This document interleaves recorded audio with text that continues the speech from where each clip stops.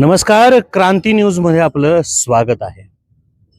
आजची पिढी ही तंत्रज्ञानाच्या माध्यमातून वाढत असलेली पिढी 2G 3G 4G आणि आता 5G कडे चाललेली ही पिढी, पण ही पिढी कुठेतरी तंत्रज्ञानात हरवत चाललेली आहे। या पिढीवरचा सुसंस्कृतपणा कुठेतरी हरवलेला दिसतोय। हा सुसंस्कृतपणा त्यांच्या अंगी यावा, तो जतन व्हावा असं म्हटलं जातं। एक पिढी जर सुसंस्कृत झाली तर पुढच्या अनेक पिढ्या त्या पद्धतीनंच राहतील।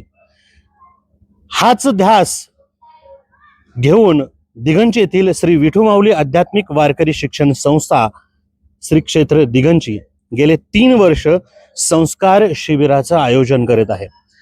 माझ्या आजूबाजूला ही छोटी छोटी लेकरं दिसतात। हे आपलं भारताचं उद्याचं भविष्य आहे आणि ही जी पिढी आहे ही सुसंस्कृत पिढी आहे। नुसतं अध्यात्माचं शिक्षण नव्हे तर येणाऱ्या कालावधीमध्ये, येणाऱ्या पुढच्या आयुष्यामध्ये आपण कसं राहिलं पाहिजे, आपण कसं जगलं पाहिजे आणि दुसऱ्यांसोबत आपण कसा व्यवहार ठेवला पाहिजे याचं मौल्यवान प्रशिक्षण देणारी एकमेव शिक्षण संस्था म्हणजे श्री विठू माऊली आध्यात्मिक वारकरी शिक्षण संस्था।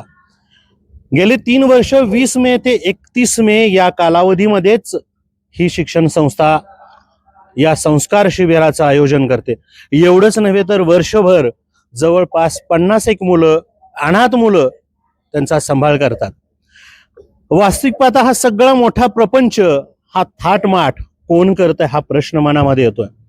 गेले कित्येक वर्ष आपल्या कीर्तनवाणीमधून, टीव्ही चॅनेलच्या माध्यमातून लाखो श्रोत्यांच्या मनावर अधिराज्य करणारे दिगंची येथील सुप्रसिद्ध असे कीर्तनकार हरिभक्त परायण राहुलजी फडतरे महाराज यांच्या प्रयत्नातून, यांच्या संकल्पनेतून हा सगळा थाटमाट होतो आणि ही पिढी त्यांच्याच संकल्पनेतून घडवली जात आहे।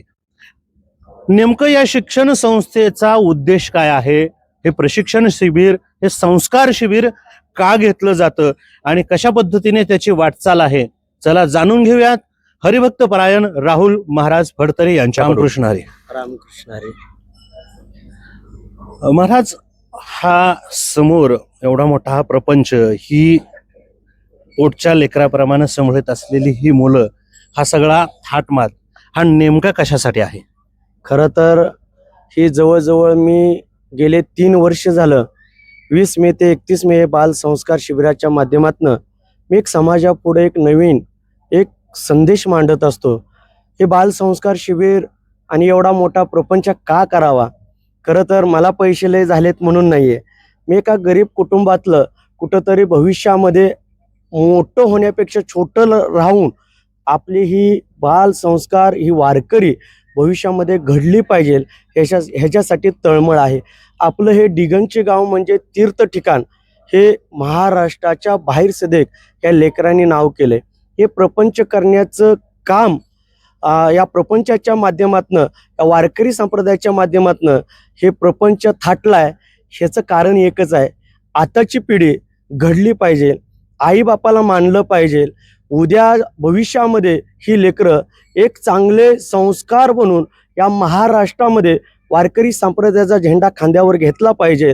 कारण भविष्यामध्ये आता ही लेकरं, ही संस्कृती ही राहिलेली नाहीये, आपला हिंदू धर्म राहिलेला नाहीये। माझी तळमळ आहे, कारण आज ह्या वर्षी 2026ला म्हणजे 20 मे ते 31 मे या कालावधीमध्ये 11 दिवस कीर्तन ठेवलेत। मग राजा शिवछत्रपती शिवाजी महाराजांचा पवाडाचा कार्यक्रम आपण ठेवलेला आहे, भारुडाचा कार्यक्रम आपण ठेवलेला आहे, जुगलबंदी ठेवलेली आहे। हे ठेवण्याचं कारण एक आहे की माझ्या ह्या लेकरांना कळालं पाहिजे नाथबाबांनी आपल्या या वारकरी संप्रदायाच्या माध्यमातून काय दिलं, जगद्गुरु तुकोबा यांनी काय दिलं, राजा शिवछत्रपती शिवाजी महाराजांनी विचार आपल्याला तुम्हाला पेरून ठेवण्यासाठी किती उलाढाल करावी लागली, किती या महाराष्ट्रासाठी आपलं जीवन खर्च करावं लागलं, हे सगळं उपक्रम या 11 दिवसामध्ये केलेला आहे।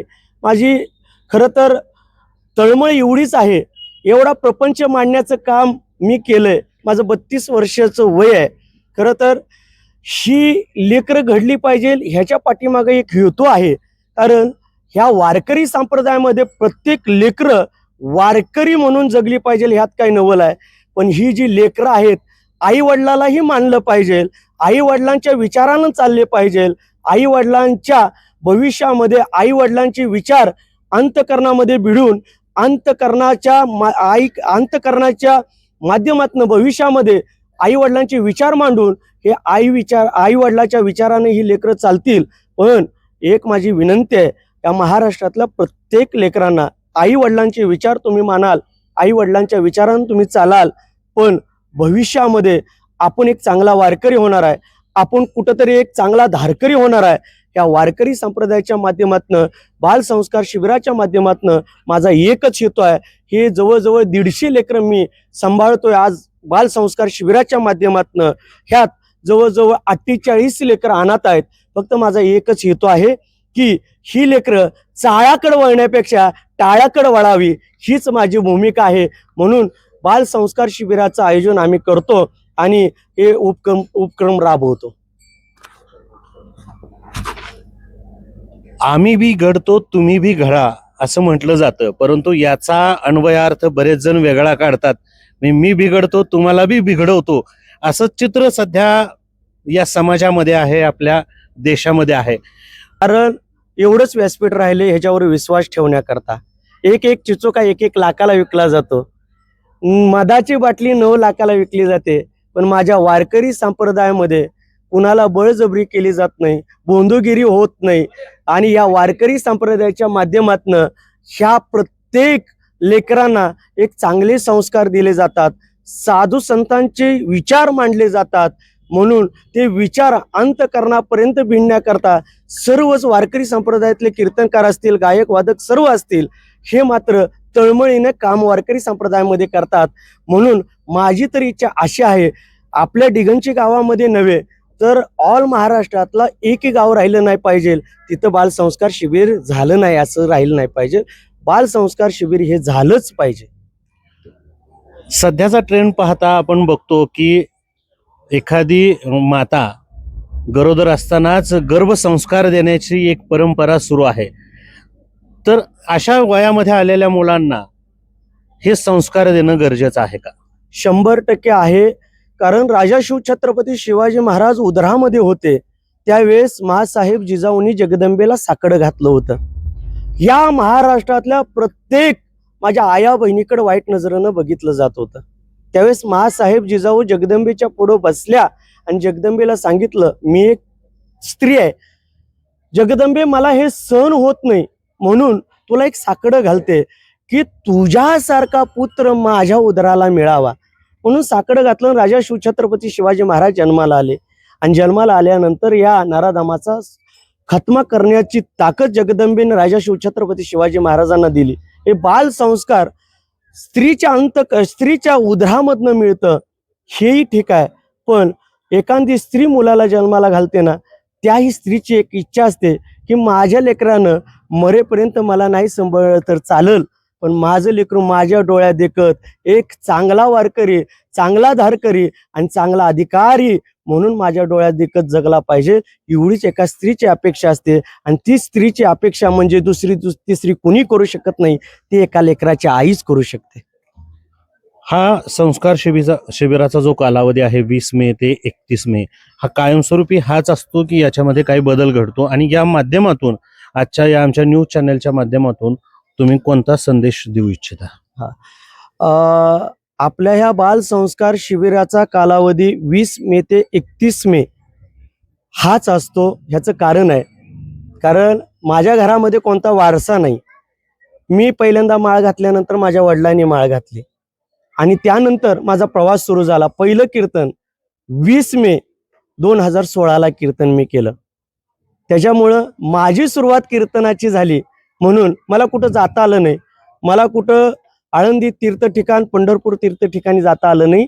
म्हणून मी कालावधी माझा प्रवास जिथून सुरू झाला ज्या दिवसापासून, त्या दिवसापासून बाल संस्कार शिबिराचं आयोजन आम्ही केलं. 20 मे ते 31 मे याच कालावधीमध्ये आपलं बाल संस्कार शिबिर भव्य दिव्य डिगंची या तीर्थ ठिकाणी राहील. कोणताही बदल तारखेमध्ये होणार नाही. आणि मी क्रांती न्यूजच्या माध्यमातून एवढंच सांगेन, सर्व पालकांना मोबाईलच्या दुनियेमध्ये आपल्या लेकरांना ठेवण्यापेक्षा वारकरी संप्रदायाच्या माध्यमातून आपलं लेकरू घडवा. आपलं लेकरू भविष्यामध्ये मोठा कीर्तनकार होईल का नाही मला माहित नाही, टाळ सुंदर वाजवेल का नाही मला माहित नाही, गोड गायन करेल का नाही मला माहित नाही, गोड पकवाज वाजवेल का नाही मला माहित नाही, पण अंतकरणानं आणि स्वाभिमानानं आणि विश्वासानं एवढंच सांगेन या क्रांती न्यूजच्या माध्यमातनं की भविष्यामध्ये तुम्ही तुमचं लेकरू साधू संतांच्या हातामध्ये हात दिल्यानंतर भविष्यामध्ये ती लेकरू तुम्हाला मरेपर्यंत वृद्धाश्रमामध्ये पाठवणार नाही, एवढी मात्र गॅरंटी मी तुम्हाला देईन. म्हणून माझी विनंती आहे वारकरी संप्रदायाच्या माध्यमातनं आणि या क्रांती न्यूजच्या माध्यमातनं एवढंच तुम्हाला आवाहन करेन की भविष्यामध्ये पिढी आपली बिघडण्यापेक्षा आपली मुलं किंवा मुली घडवावी हीच विनंती करीन. रामकृष्ण हरी. नक्कीच हेच वय आहे, हीच वेळ आहे आपल्या मुलांच्यावर संस्कार करण्याची. 5Gच्या जमान्यामध्ये मोबाईलच्या दुनियेमध्ये हरवत असलेली ही मुलं संस्कारक्षम घडवायची असतील तर अशा शिबिरांची नितांत गरज आहे.